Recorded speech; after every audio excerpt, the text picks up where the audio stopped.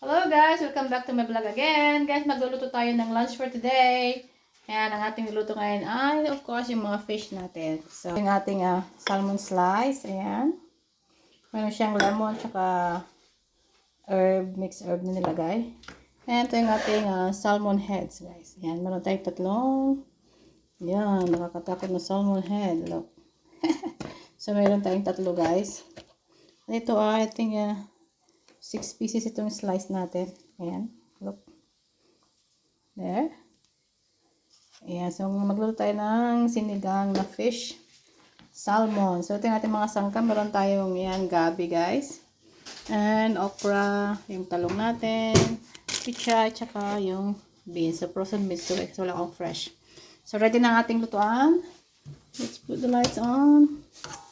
Ayan. Kumukulo na ang ating ayan guys, lutuan guys. Ayan, meron na siyang tomato, tsaka onion. Ayan, so lagyan na natin yung ating gabi guys. Ouch! Bago yung isa. Ayan.